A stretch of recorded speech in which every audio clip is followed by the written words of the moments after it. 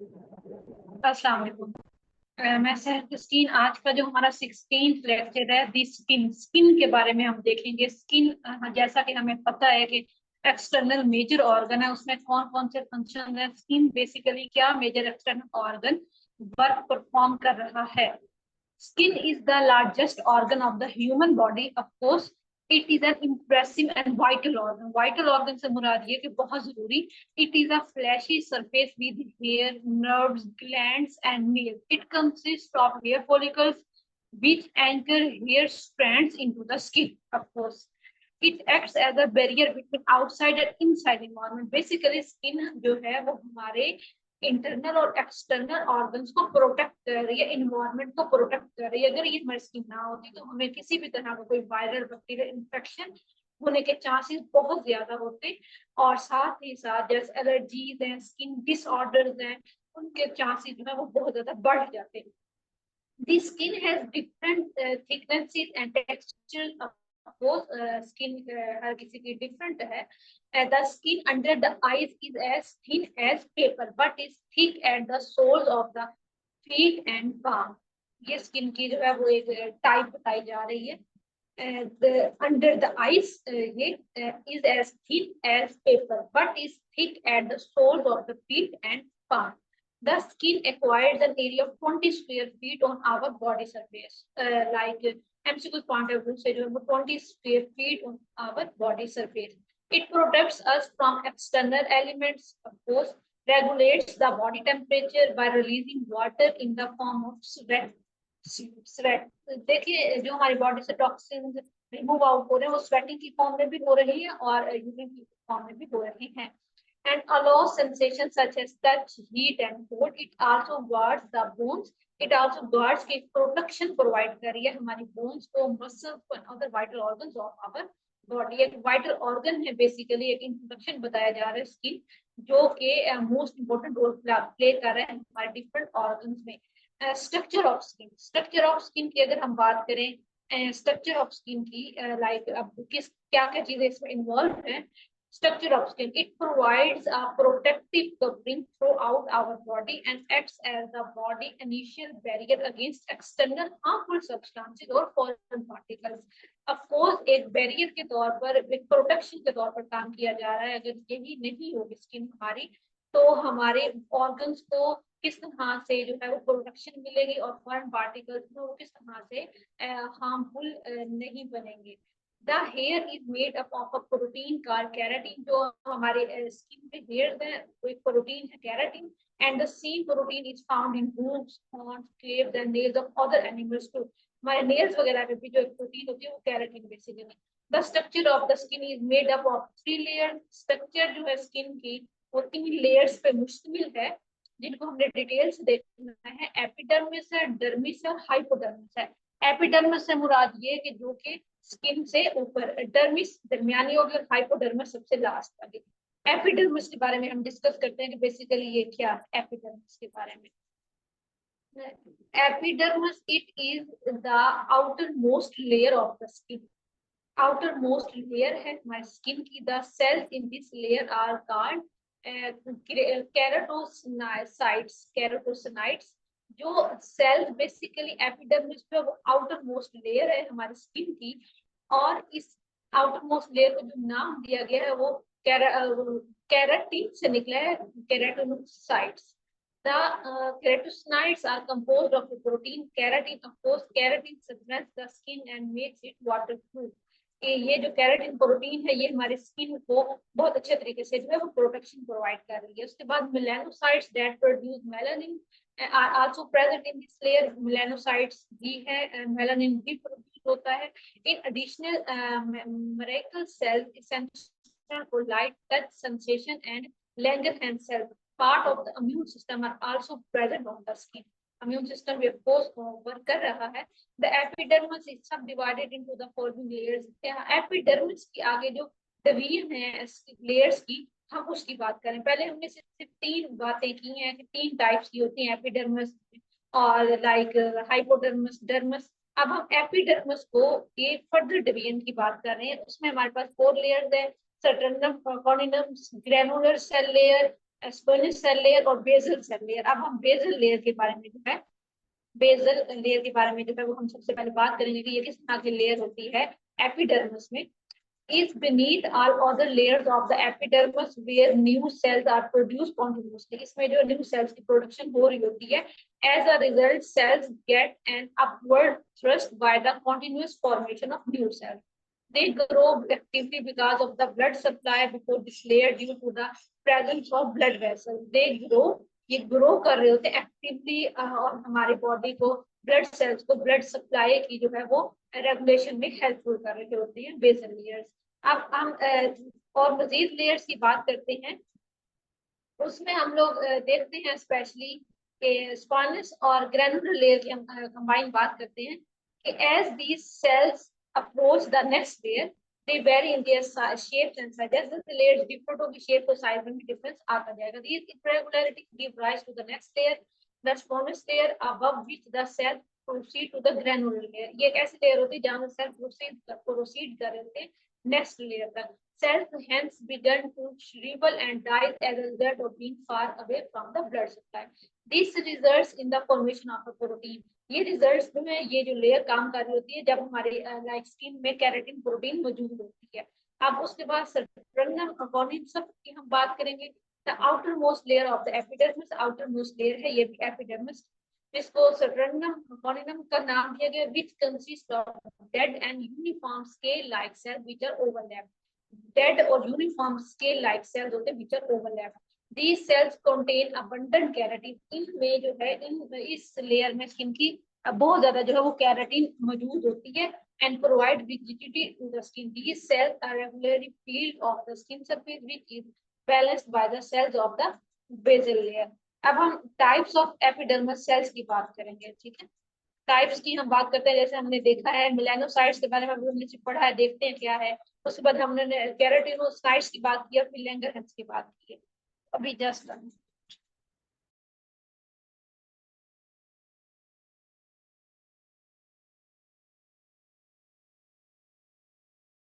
जी, अब हम लोग बात करते हैं मेलानोसाइट्स की। These cells are located in the basal cell layer। These cells are located in the basal cell layer में मौजूद होंगे and produce the pigment। एक पिगमेंट प्रोड्यूस किया करेंगे, पिगमेंट कलर को बोला जाता है called melanin, which is absorbed by the new cells to protect against harmful sun rays। अगर मेलानिन की प्रोडक्शन हमारी बॉडी में नॉर्मल नहीं होगी तो हमें सन रेज की हार्मफुल सन रेज से कैसे बचाया जाएगा। The two factors that govern the melanin quality in one's body is genes and amount of exposure to sunlight। उसके बाद केराटिनोसाइट्स हैं, they are the main cells which are produced in the basal layer। ये तमाम sales जो basal layer में मौजूद होते हैं and approach toward the outermost layer। Langerhans, these cells are specialized, yes, basically specialized to protect the body against foreign particles के body के ऐसे अगर फॉरेन कोई पार्टिकल आ रहा है एनवायरमेंटल फैक्टर से, क्लाइमेट चेंज से, वाटर पोल्यूशन से, जहां से भी, तो लैंगरहैंस जो स्पेशलाइज्ड प्रोटेक्शन प्रोवाइड कर रही है। और बेसिकली इम्यून सिस्टम का पार्ट भी यही सेल है Langerhans. The epidermis and the dermis layer are connected through a dermo-epidermal junction and contain the basement। Okay, उसके बाद हम सेकंड लेयर की बात करेंगे, डर्मिस की हम बात करेंगे। Beneath the epidermis is the dermis layer। Epidermis से beneath the dermis layer, it consists of papillae which form finger-like projections। This layer constitutes, इस लेयर में क्या क्या चीजें इन्वॉल्व है। This layer constitutes of fat है, इसमें fibers हैं, collagen है, which makes the skin flexible and strong. जो कि हमारी स्किन को फ्लेक्सिबिलिटी प्रोवाइड की जा रही है डर्मिस लेयर जो है, और हमारी स्किन को स्ट्रॉन्ग बनाया जा रहा है। Dermis synthesize vitamin D to absorb calcium on exposure to sunlight. Basically जब हम लोग कहते हैं कि सनलाइट का जो नेचुरल सोर्स है, जो विटामिन डी का नेचुरल सोर्स है वो सनलाइट है। जब हम सनलाइट लेते हैं लाइक 7 से 9 बजे के दरमियान में, तो वहां से जो हमें विटामिन डी मिल रहा था वो बेसिकली डर्मिस लेयर जो है काम कर रही होती है। It consists of blood vessels. Blood vessels में इसमें which supply blood for the formation of new cells, जो कि blood के regulation के लिए important है ताकि new cells की production हो सके. They are also vital in regulating body temperature. को nerves in the dermis are sensitive to environmental factors जैसा कि pressure और temperature. Also, it contains the hair follicles and sebaceous oil gland which produce sebum. इस dermis में जो sebaceous oil gland भी होते हैं जो कि sebum जो है वो प्रोड्यूस कर रहे होते हैं. It acts as a lubricant and protects the skin by acting against the microbes. Sweat glands are produced all over the skin and release sweat through specialized ducts. They help the body to eliminate salts and minerals such as urea वगैरह extra toxins जो remove out कर रही होती है sebum dermis layer पे. They help the body to eliminate salts and minerals such as urea and aerator elite muscle is attached to each hair follicle. This helps in the region of hair when we experience cold or strong emotions. अब हम hypodermis की बात करते हैं कि hypodermis basically क्या है. The subcutaneous layer is made up of fat and forms the innermost layer जो है वो हमारी हाइपोडर्मिस है और डिपेंड कर रही है फैट पे. Its thickness is dependent on the region where they appear and vary. For example, the area around the eye is comparatively thinner for the easy movement of the eye. ये thinner क्यों है? क्योंकि ये easy movement हमारी skin की करवाई जा रही है एक नेचुरल वे से. फैट जो स्टोर होता है वो हमारे एनर्जी प्रोवाइड कर रहा होता है and in reacting the ambient temperature. It insulates the body from heat and cold. It cushions the internal organs जैसा कि muscles and bones and protects them from any injuries. किसी भी तरह की इंजरी से प्रोटेक्शन के लिए हमें जो है वो हाइपोडर्मिस लेयर की जरूरत होती है. अब हम फंक्शंस की बात करते हैं कि बेसिकली स्किन का हमने ये तो देखा कि लेयर्स कौन कौन सी हैं क्या क्या फंक्शन परफॉर्म करेंगे. लेकिन ओवरऑल हम जब बात करते हैं कि स्किन एक मेजर एक्सटर्नल ऑर्गन है तो उसके हम फंक्शन में क्या क्या देखते हैं. सबसे पहले following are important function of the skin in the human body. सबसे पहले क्या कर रही है हमें इन्वायरमेंट से जो है हार्मफुल इन्वायरमेंट से या टॉक्सिक इन्वायरमेंट से जो है वो प्रोटेक्ट कर रही है. Protection from the environment. This is foremost and the most important function of the skin. It keeps the pathogens away so that they do not enter into the skin and cause any harm. Protection से improvement कर रही है एक most important function है skin का. उसके बाद prevents water loss. Extra water loss से हमें बचा रही है. Humans possess thick skin that loses less water. In deserts, the human skin gets thicker to prevent water loss to dry air. Organisms with thin skin have the possibility of losing water all the time and need to stay near water to prevent it from drying. Sensation भी provide कर रही है. Skin is the main sense organ that cause, of course, touch, heat को, pressure को, cold को, pain को, pleasure को, हर तरह से. A network of nerves transmit these signals to the brain. यही network nerves का होता है signals brain को दे रहा होता है. Thus we can respond appropriately to a particular stimulus. उसके बाद regulation of temperature. Regulation of हमारे temperature को भी regulate रखने के लिए our skin loses water through perspiration and cools itself thereby removing heat from the body. It also allows the hot blood to move to the surface of the skin where its heat is radiated out of the skin. The phenomena of goosebumps is also temperature regulation. जब सर्दियों में ये बाल खड़े हो जाते हैं goosebumps जिनको बोला जाता है तो ये भी बेसिकली जो है एक रिस्पॉन्स होता है. ठीक है तो जस्ट अ मिनट अनजान होगी फिर हम नेक्स्ट कंटिन्यू करते हैं.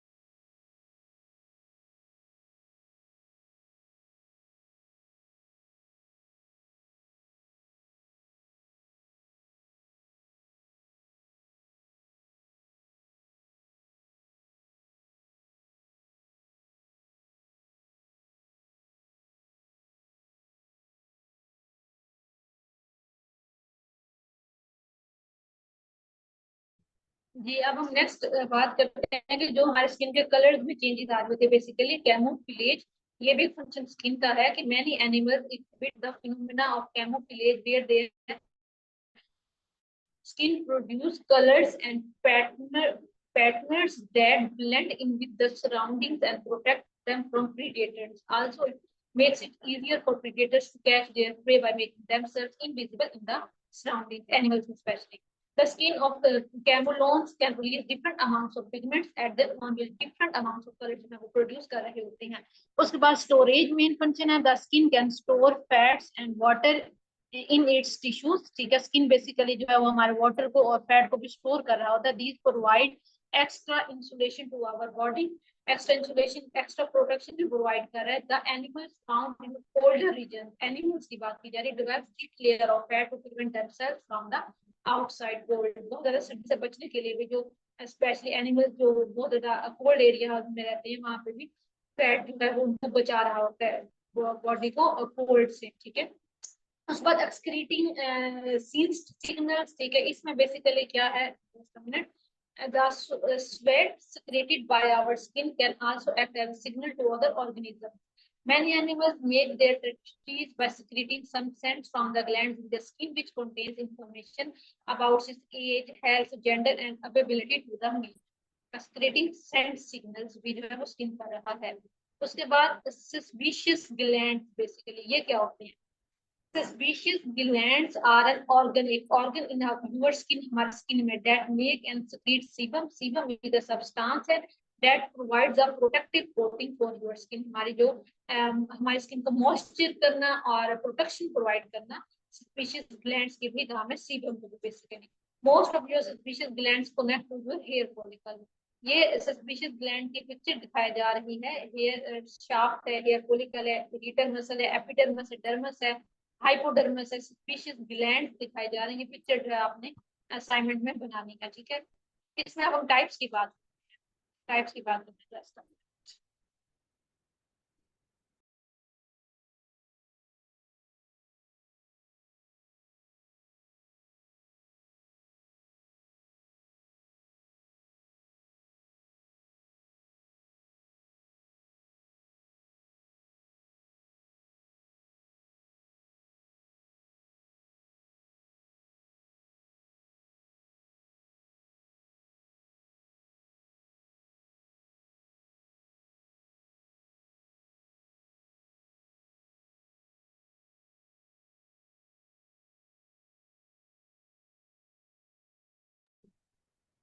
जी, टाइप्स की हम बात करें. There are two types of suspicious glands. Both types have different locations on your body. Suspicious glands attached to your hair follicle. Suspicious glands that are not attached to your hair follicle. The majority of your suspicious glands have openings attached to your hair follicle. वही बात की जा रही है. Some suspicious glands work with your sweat glands and open at the surface of your skin. Skin interest of at your hair follicle. Both types perform the same function, which is to create and release sebum. Okay. अब हम मजीद आगे चलते हैं और बात करते हैं functions of suspicious glands की क्या फंक्शंस हैं. Spiscious glands are responsible for producing and secreting sebum. Sebum is an oily substance made up of fat molecules. Oily substance है made up of fat molecules that include cholesterol, fatty acids, glycerides, squalane, wax. Why is sebum important for my body? क्यों जरूरी है sebum?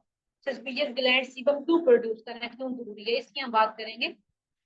Why is sebum important for my body? Sebum is a natural lubrication that protects your skin from. कहाँ से हमें बचा रही है?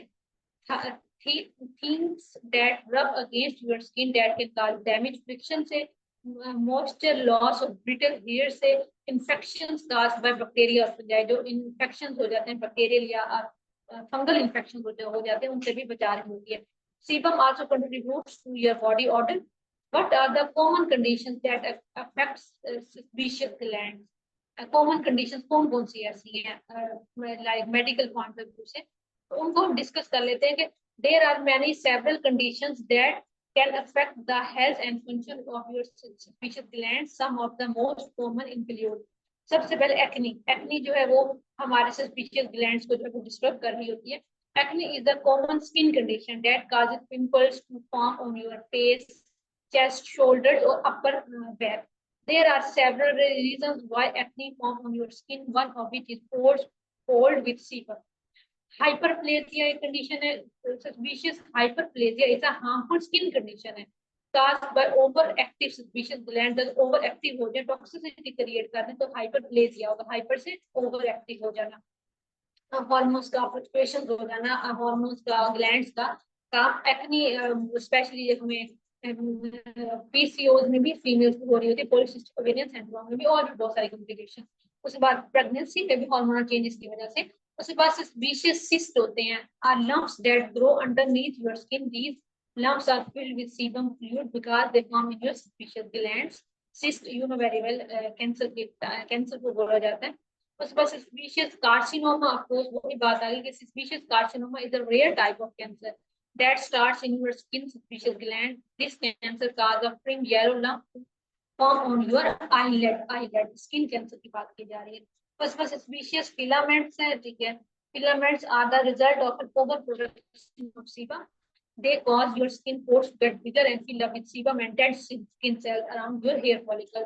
Filaments look similar to blackheads के तौर पर भी suspicious filaments उनको बोला जाता है। What are common signs or symptoms of suspicious glands? Although most suspicious glands don't have any symptoms, नहीं होते अमूमन, but signs and symptoms vary for each condition and could include pimples on your skin, a red to pulp bump on your skin, a pink lump or bump that easily moves around underneath your skin, large pores filled with a hard black substance, a white pustule or small fluid-filled bump on your skin where your hair grows, or your greasy hair or skin. ये कुछ sign and symptoms हैं। ठीक है, अब हम nails की थोड़ी सी बात कर लेते हैं। The nail until is a complex structure located on the dorsal surface of the fingers and toes. It has two main functions, protection भी और sensation.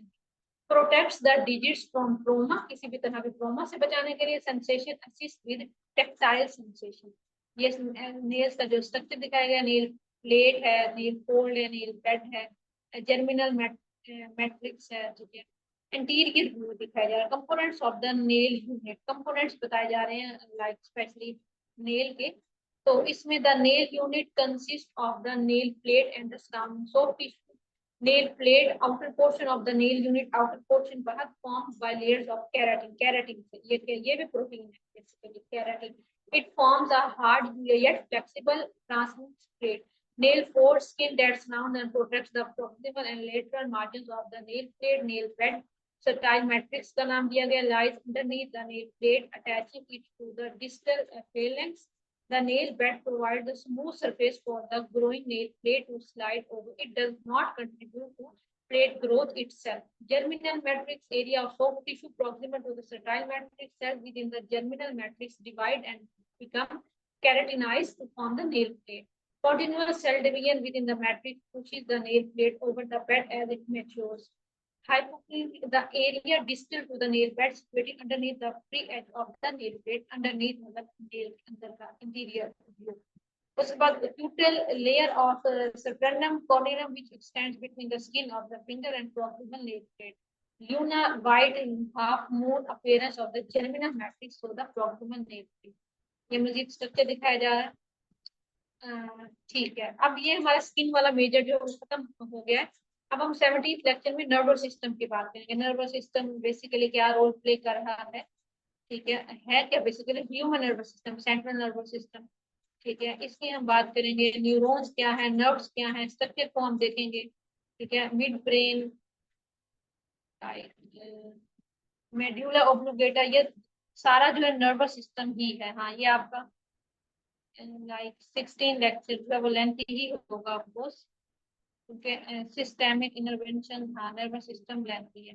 पैरासिम्पैथिक नर्वस सिस्टम, ये तमाम जो है वो नर्वस सिस्टम में ही आ रहा है, ये वाला नेक्स्ट लेक्चर जो हमारा 16 है, ठीक है।